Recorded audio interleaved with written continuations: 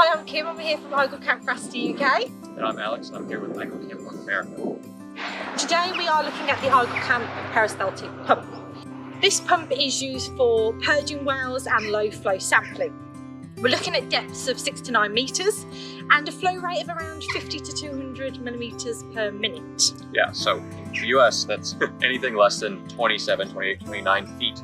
We're limited by 1 atmosphere, right? We're pulling up versus we're using a suction instead of pushing up the pump down the hole. So that's really the limitation. One of the main differences between it and a lot of other peristaltic pumps on the market is that you don't see an external battery, right? There's no big lead acid battery, there's no car battery.